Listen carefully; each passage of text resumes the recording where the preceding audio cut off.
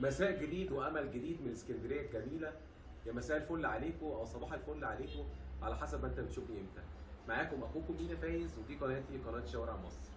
النهارده حلقه مميزه، حلقه جديده معانا، يعني احلى ضيفين على قلبي.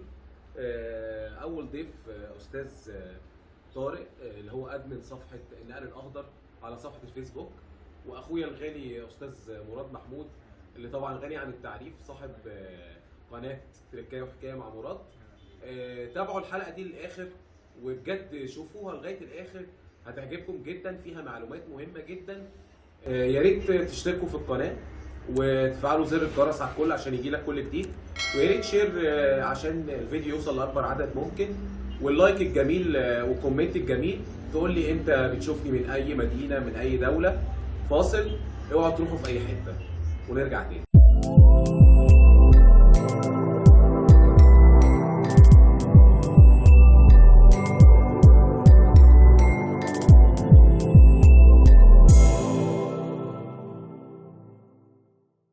عشان حضراتكم جمهور غالي علينا، حبيت اكون معاكم النهارده مع اكتر الناس المهتمه بموضوع النقل الاخضر والصديق للبيئه. معانا استاذ طارق ادمن صفحه النقل الاخضر على صفحه على موقع التواصل الاجتماعي فيسبوك. معانا استاذ مينا طبعا قناه شوارع مصر. بنرحب بيهم وبنقول لاستاذ طارق نورت اسكندريه والحمد لله على السلامه. وحابين تشرح بقى للناس كل المشاريع اللي موجوده حاليا في مصر من النقل الاخضر والنقل صديق البيئه، سواء على مستوى مترو ابو قير. طبعا كل المتابعين عندنا حابين يعرفوا كل ما هو جديد عن مترو ابو قير، او على مستوى القطارات السريعه. شبكه القطارات السريعه في مصر طبعا دلوقتي شبكه كبيره جدا، او اي وسائل نقل جديده، حتى القطار التالجو الجديد اللي ان شاء الله هيكون تشغيله اول مره بكره في ما بين القاهره واسكندريه، هيكون اول مره تشغيله الساعه 2 القطار زي ما حضرتك قلت لنا. حابب بقى الاول ارحب بحضرتك، اهلا بيك ومنور اسكندريه. اهلا بيك، نورت اسكندريه النهارده وامبارح عشان زياره افهم فيها الناس اكتر. اهلا بيك يا استاذ طارق. اهلا استاذ مينا، يعني منور قناه تركايه وحكايه. اهلا وسهلا استاذ مراد صديقي الغالي، صاحب قناه تركايه وحكايه مع مراد طبعا. بجد يعني يا جماعه، يعني استاذ مراد من اول الناس اللي يعني انا اتعلمت منهم كتير بامانه. يعني من اول ما بدات القناه وفكره القناه جات لي، يعني شوارع مصر مع مينا، بجد هو كان دعم ليا، وكان يعني كل كومنت كان هو بيكتبه بامانه بيديني دفعه للامام. فان شاء الله كده قناتي وقناه استاذ طارق وصفحه النقل الاخضر على الفيسبوك، بجد يعني ان شاء الله احنا يعني اي حاجه جديده بنحاول ان احنا نطرحها لكم. اي مشروع جديد بالنقل الاخضر او الطرق مثلا الجديده اللي بتحصل، المشروعات القوميه اللي بتحصل، بنحاول ان احنا نوصلها لكم. فانا طبعا برحب باستاذ طارق مره ثانيه، استاذ مراد مره ثانيه، وبرحب باستاذ طارق اللي هو هيبدا دلوقتي ويشرح لنا بعض المشروعات القوميه اللي ان شاء الله هتنفذ على الارض. حضرتك منورنا يا استاذ مينا. الله يخليك. استاذ طارق، انا شايف ان حضرتك مجهز بقى صور من خرايط وجايب معاك يعني معلومات كبيره، فيا ريت جمهورنا طبعا حابب يسمع من حضرتك الحاجات الجديده دي. عايزين نبتدي بمترو ابو قير.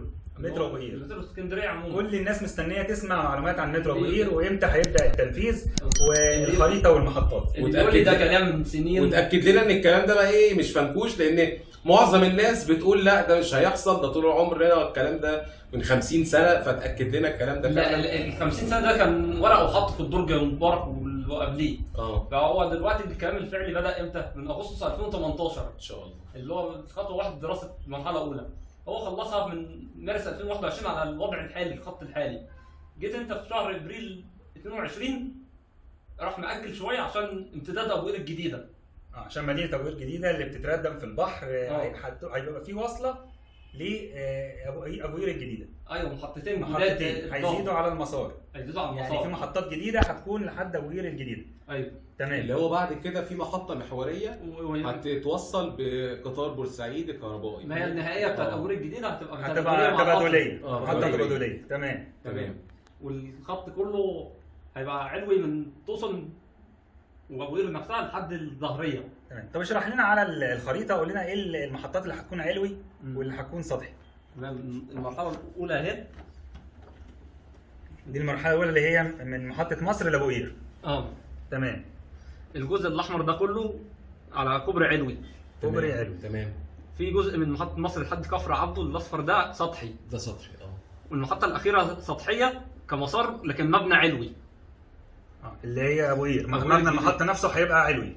تمام. بس هي هتبقى المحطه سطحيه يا استاذ طارق. ايوه القاطره على السطح. ده اللي هي ابو قير محطة الجديده أبو قير. ولا ابو قير أبو قير ابو قير الجديده الاخرانيه اللي هي هتبقى تبادليه مع قطار بورسعيد. قطار بورسعيد. تمام.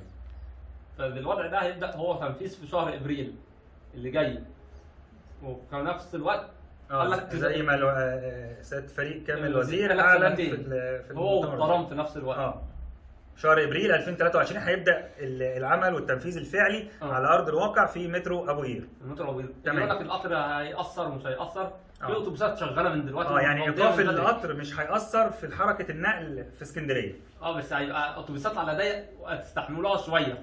الاتوبيسات البديله. يحضرني كلمه السيد اللواء محافظ اسكندريه السيد الوزير محمد الشريف. يعني هو قال لما يكون واحد تعبان بياخد الدواء، لو الدواء مر معلش هو هياخده بس عشان يخف. فاحنا ما نبقاش يعني بجد يعني خلينا على ارض الواقع. هو ممكن هيبقى فيه زحمه، ممكن هيبقى فيه توتر، ممكن هيبقى، بس هنستحمله معلش، نستحمله السنتين دول او ال3 سنين وان شاء الله الدنيا ايه.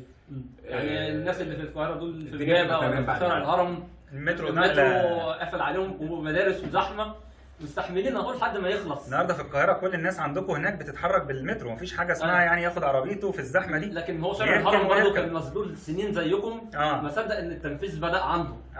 ده الخط الكام؟ الرابع. الخط الرابع في المترو بيتم تنفيذه دلوقتي في القاهره. تمام. على فكره بالمناسبه يا جماعه استاذ طارق من اخواتنا يعني طبعا اللي منورنا، هو من القاهره اصلا لو يعني ما عندكوش المعلومه دي. وهو دلوقتي يعني منورنا في اسكندريه، بلده اللي مش هقول بقى بلده الثانيه، بلده الاولى طبعا. فهو يعني صراحه بجد يعني فعلا القاهره خطوط المترو لا فرقت جدا يعني. فان شاء الله اسكندريه هتتغير تغيير جذري لما المترو يخلص. كل يوم في مشروع جديد بيحصل. فعلا استاذ استاذ مراد المترو برضه مش هيفضل على الوضع ده. كان الاستشاري قايل له احنا برج العرب لغاها. قال لك انتوا اخركم كيلو 21 دلوقتي عشان ده الوضع السكاني. يعني دي في المرحله الثالثه بقى ان المترو هيوصل لحد الكيلو 21 من الماكس. لكن المرحله الثانيه خطط الاقتراحات العاجله هو دلوقتي معانا استشاري قصاده سيسترا. سيسترا بقى عامل فيه استشاري مصري الفرنسي السيسترا. في استشاري مصري رئاسه الاستاذ عماد نبيل. ايوه. بيحاول يجد وصله نقل تربط محطه القطر السريع اللي هي النهائيه، تكون وسيله نقل ثانيه جماعيه برضه لكن مش مترو. دي اللي هتوصل منين؟ من المحطه النهائيه لحد برج العرب، لحد وسط في برج العرب. لا مش في برج العرب، المحطه النهائيه اللي عند مدخل ابيس. محطه القطار السريع. بتتكلم على القطار السريع مش المترو. هي حاليا تخدتنا للقطار السريع. ان هو المترو ممكن يوصل لها او وسيله ثانيه. يعني القطار السريع المحطه احنا طبعا كنا غطيناها اللي موجوده على الطريق الصحراوي بعد كارفور كده. محطه اسكندريه، المحطه دي هينتهي عندها يعني خط اسكندريه القطار السريع في اسكندريه. المحطه المركزيه دي اللي هتبقى تبادليه، هتكون تبادليه مع وسائل نقل ثانيه. بيتم حاليا دلوقتي دراسه ايه الوسائل البديله او الوسائل اللي هتكون تبادليه مع المحطه دي علشان تربط ما بينها وما بين مترو ابو قير. صح كده؟ صح. يعني هم ده مقترح يا جماعه لسه، يعني ممكن يبقى في حاجه توصل بين خط مترو اسكندريه وبين المحطه النهائيه بتاعت القطار السريع. صح. زي وضع الاشتيل المصرعيدي قال انا هنزل بعيد ليه عن وسط البلد وكده. لا طلع ان في ربط مترو هناك ومونوريل. وعلى فكره الكلام ده لو فعلا تم يبقى فعلا يعني مزاعم بقى الناس اللي عماله تقول طب ليه المحطه هتبقى عند قدام صواري، طب ليه المحطه هتبقى قدام كارفور، ده يعني ملهاش لازمه. لا ان شاء الله لو فعلا الوصله دي حصلت يبقى كده القطار السريع. وغير كده المنطقه هناك يعني اسمها اسكندريه الجديده. ده بقى الامتداد العمراني الطبيعي لاسكندريه. خلاص النهارده يعني التقسيم الاداري اسكندريه بدات بقى تتوسع، فده امتداد لبكره. يمكن اللي فكر واختار مكان محطه اسكندريه في المكان ده طبعا هيساعد في البنى دلوقتي. غير كده انه ده امتداد عمراني، يعني ده لبكره. المحطه دي مش بتتعمل لدلوقتي ولا الناس ولا زمان، بتتعمل لبكره كمان. هيحصل حوالينا لكم حاجه تجمع سكن. طبعا في خطوات واقعيه طلعت لترام الرمل. ده انت كده نقلتنا الموضوع. ترام الرمل احنا عايزينك يعني موضوع ترام الرمل بقى كنا بنقول العربيات الاوكرانيه هتشغل ترام المدينه. آه. انا شفته فعلا في شارع محرم بيه بالليل. يعني الترام في فتح الله اجيب حاجه. الترام الاوكراني اللي هو شغال في محطه ترام الرمل تم نقله لما لترام المدينه. طبعا زي ما قلنا احنا قبل كده وغطيناه برضو ان يكون تطوير لترام المدينه بقى، يعني ترام المدينه برضو محتاجه تطوير. فالعربيات الاوكرانيه الجديده اللي تم استيرادها في 2019 دي تم نقلها في ترام المدينه علشان تكون منها تطوير لترام المدينه ومنها انها تكون برضو يعني استعداد لتطوير ترام الرمل. استعداد لتطوير ترام الرمل، نوع ترام جديد خالص. ترام في نفس الوقت مهمته يبقى معزول وسريع. كخط موازي شايل مع خط ابو قير، ان اسكندريه مش عايزه خط واحد، محتاجه يجي 4 خطوط عرضي مع خط طولي. ويبقى كده المحافظه استفادت من يعني الخط الاوكراني دوت، لان حرام ان هو يتركن، لان هو لسه كان 2019 2019. فبدل ما العربيات المتهالكه جدا اللي هي بتاعت ترام المدينه اللي بقى لها زمن، لا خلاص دي بقى تبقى مثلا تتركن ويتحط الاوكراني ويبقى الخط الجديد بقى بعربياته الجديده بقى. متوقع البدء بقى في مترو في ترام الرمل التطوير، متوقع البدء امتى؟ زي ما الوزير صرح قال لك المترو والترام معا في ابريل، شهر ابريل لما كان سياده الرئيس في محور التعمير وبعض المشاريع في اسكندريه. طبعا معالي الوزير صرح وقتها في ان المترو والترام هيبداوا في ابريل 2023، مش هيطولوا عن سنتين. ده التنفيذ. يعني مده التنفيذ نفسها هتاخد سنتين. تمام. فهو ده امور الناس تستحمل الزحمه اللي تعيشها في سنتين. الاعلام مش هيغطي لوحده، لا لازم برضه بيسموه الاعلام الشعبي بقى. القنوات بتاعتنا ديت اللي بيسموه الاعلام الشعبي برضه ليه دور ان احنا نوصل المعلومه. طبعا الناس دايما بتشوف حواليها تكسير وهد وبنى مش عارفه ده ايه، فلازم حد يبقى بيوضح لها ان احنا بنعمل ايه. استاذ مراد عايز اقول لحضرتك حاجه، يعني ساعات بيبقى في مشاريع مثلا محليه فالناس مش عارفه التكسير ده ايه، لكن لما يكون واحد من ارض الواقع من نفس توصل لهم المعلومه من نفس المدينه، لا هو اللي يوصل اسرع كمان. طبعا. لكن لما يكون واحد مثلا قناه، معلش مع احترامي طبعا القنوات الاعلاميه الكبيره موجوده في القاهره مثلا هي العاصمه، مش هتعرف تغطي اسرع، مش هيبقى لامس اكتر من على ارض الواقع موجود، مش عارف ايه اللي بيحصل ومش عارف كمان ده هيفيد في ايه فعلا. انت قلنا كمواطن سكندري انت محتاج لمترو، محتاج للمشاريع دي، فعارف هتفيد ازاي. حابب بقى تقول لنا كده يعني قطار تالجو مثلا كلمه كده عنه.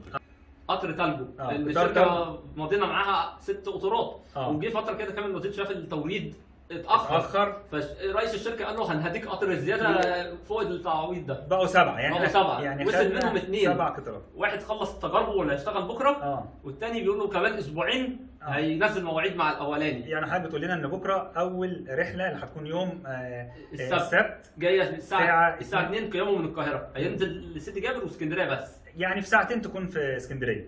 ما هو اسعار التذاكر، اسعار التذاكر التالجو دي اهم حاجه الناس عايزه تعرف. الدرجه الاولى ب 200 جنيه والدرجه الثانيه ب 150 وفي واي فاي وفي كاميرات مراقبه وكل حاجه. كنت بتقول ان في وسائل رفاهيه. ايه رايك حضرتك يا استاذ مراد؟ عشان الناس ممكن تقول لك ايه اي مشاريع جديده لا غاليه، ايه رايك في السعر؟ بس قدام المقابل الخدمه اللي انت هتاخدها. الله ينور عليك. هي هنا بتتكلم في سعر ومقابل خدمه. اولا بتوصل اسرع، القطار التالجو 160 كيلو في الساعه. طيب انت بتوصل مسموح دلوقتي 120 مؤقتا عقبال ما الابراج تسمح له 120 وبعد كده هيزيد يعني سرعته لحد 160. الابراج خلصت ابراج الاشاره 160 وكده احنا مجددين السكه اللي هي تستحمل. يعني انت بتوصل اسرع، عندك خدمات واي فاي، عندك بوفيه ومفيش اهتزازات ثبات ان القطر عنده ثابت في سرعته، مفيش بقى الدوشه بتاعت زمان دي اللي هي سببها الفلنكات وزي ما بيقولوا. ده قطر ثابت. فانت قاعد مرتاح ساعه ونص ساعتين تبقى في اسكندريه. ما بتحسش بالكلام ده كله. واهم حاجه يا استاذ مراد السيفتي. طبعا امان، انت قاعد بابك مقفول شباكك مقفول. يعني معلش انا اركب مثلا اتوبيس او اركب مثلا ميكروباص، هل هيبقى سيفتي زي مثلا حاجه لسه متنظمه الاشارات بتاعتها لسه جديده؟ حاجه جديده، القطار نفسه جديد لسه متورد، وبعدين انت يعني طالما السعر بيتناسب مع الخدمه اللي حضرتك بتستفاد بيها، يعني هو السعر مش غالي. هو النهارده بكام عشان تركب اصلا ميني باص؟ انا هو ساكن في عين شمس فوق في القاهره. تمام. ايه اللي ينزلني حلوان في ساعه ونص بالمترو او ساعه وربع عشان اركب ده سريع؟ ما انا كنت بحط رباعيه لحد رمسيس والساعه ونص بتاعت تالجو، تركب من رمسيس تالجو تبقى في ساعه ونص ساعتين في اسكندريه. يبقى كده تالجو كمان اختصر الوقت. لكن اهو الساعه وربع بتاعت حلوان ومعاها لسه ال 50 دقيقه بتاعت السريع، كنت بتلف لفه اكبر وبتاخد وقت، فنفس الوقت. لكن تلجو وسيله مواصلات واحده من القاهره لاسكندريه، انت كده وفرت وقت. يبقى اللي في الحلوان ده يروح بالكهربائي، اللي في الشمال عنده يعني سكان حلوان يقدروا يستغلوا القطار الكهربائي السريع في الانتقالات. بقى بعد كده تقدر تنتقل من اي حته لاي حته في مصر باستخدام شبكه النقل الاخضر. شبكه النقل الاخضر، والفايده كمان اللي هيبقى معاه محفظه او كارت. شاحن الكارت ده مثلا 2000 جنيه. تركب بالكارت الذكي. انا ساكن جوه القاهره. مفيش داعي تشتري تذاكر. ايوه، خلصت تنقلات جوه القاهره مترو، هروح رمسيس بنفس الكارت اقسم منه تذكره قطر اللي هو موجود حاليا. ده انت تلجو على الرصيف بكذا ومقعدك كذا، لا داعي للكمسارج. انت كده وفرت الوقت. الدوله وفرت ورق، طباعه ورق ملوش لازمه. ممكن مثلا يلوث البيئه. فكده لا، دي فكره كويسه جدا طبعا. وانت شاحن وتقدر تركب اي وسيله نقل بنفس الكارت وبنفس المبلغ اللي انت دافعه قبل كده. صح، مظبوط. يعني كده احنا يعني مصر بتفكر لبكره لما بتربط كل المدن الجديده اللي بيعدي عليها القطار الكهربائي السريع، وبتربط بالمدن القديمه وبالعاصمه القاهره وبالعاصمه الاداريه الجديده. كل ده لما بيكون مربوط بشبكه نقل اخضر كده احنا بنفكر في بكره. يعني بنفكر دي خريطه مصر كلها والقطر السريع كله ومغطياها خطوط النقل الاخضر. ده الخطوط الجديده كمان بتاعت القطر السريع. يبقى احنا مصر لما بتفكر في المشاريع النقل الاخضر والتطور للمشاريع دي، هل ده كده احنا بنفيد ولا دي مشاريع على الفاضي وفلوس بتترمى على الارض؟ بتفيد. ليه بقى؟ خصوصا كمان الصعايده بتوع الفيوم. سكان من الفيوم برضه قالوا لنا صعيد مصر الديزل مش نافعنا ومواعيده ملخبطه. المواعيد بتتلخبط ساعات، بس بعد تظبيط الاشارات شغله، رغم ان هو في الغرب خالص. قلنا له انت في الغرب خالص عندك محطه اسمها الفيوم بني سويف، يعني خدمه المحافظتين. هيقف لك عند المحطه دي اتوبيسات. الاتوبيس اللي رايح بني سويف من جوه، الاتوبيس اللي يروح لمحافظته بقى بعد ما ينزل من القطر. يا اما انت ساكن عند المدينه الدبل عند المحطه، انت من سكان محدود دخل، اللي هو يقدر يبدل في وسيله النقل وينتقل للمحافظه. يعني معنى كده ان قطار الكهرباء السريع حتى لو المنطقه بتاعتك مش جنب المحطه على طول، في اتوبيسات تانية بتوصل بتسلك المحاور النيليه اللي هي اتعملت. تمام. يعني كل محافظه او كل 10 كيلو تعمل محور نقل. يعني كده برضه حضرتك عايز تقول ان في تكامل ما بين وسائل النقل الاخضر الجديده اللي بتتعمل والمشاريع الجديده دي وما بين المشاريع الطرق والمحاور الجديده اللي بيتم انشائها. ده برضه رد على اللي بيقول ان دي مشاريع ملهاش لازمه وفلوس بتتصرف على الفاضي. هل لو ما كانش في المحاور والطرق اللي اتعملت دي علشان تخدم شبكه نقل اخضر زي دي بتربط مصر كلها، هل هيكون في تنميه وعمران في مصر بعد كده؟ ما كانش هيبقى في تنميه ولا حركه اصلا. كنت ممكن تقعد بال7 ساعات في طريقك عشان في مواصله واحده. ايوه، انت تستفيد ايه من 7 ساعات؟ انت كده بتقسم عليك بال3 ايام ونص ايام تضيع وقت. انت كده بتفتح ظهير عمراني جديد زي المدن الجديده وزي مشروع توشكا. رغم ان انت في موجه سكانيه مش واقفه، الموجه السكانيه دي مش بتزيد، فكل يوم الدراسه بتغير خطوط وتزود خطوط. في النهايه حابب اقول لاستاذ طارق نورتنا واستاذ مينا. كانت حلقه ممتعه جدا واستفدنا ومعلومات كتيره جدا. نورتنا استاذ طارق. استاذ مينا كانت حلقه جميله ونورتنا. استاذ مراد، ويعني بجد انا اتشرفت بيك واتشرفت باستاذ طارق. ويا ريت الناس يا جماعه لو حابب ان انت فعلا يعني تعرف كل حاجه عن اسكندريه تتابع استاذ مراد تركايه وحكايه مع مراد، وتتابع شوارع مصر مع مينا. لان فعلا احنا يعني اي جديد في اسكندريه عن مشروعات قوميه او طرق او نقل اخضر احنا بنتابعه. فمتشكر جدا يا استاذ مراد. وانا باذن الله ليا لقاءات كتير جايه مع استاذ مينا ومع استاذ مراد على القناتين، وهننقل صور حقيقيه للمشاريع القوميه ان شاء الله مع بدايه التنفيذ. وان شاء الله ننقل من ارض الواقع او حاجه استعدت جديده هننقلها من ارض الواقع ان شاء الله. الناس تعرف معلومات من عندنا اول باول ان شاء الله. حضرتك نورتنا يا استاذ طارق، الله يخليك. شكرا، الله يخليك.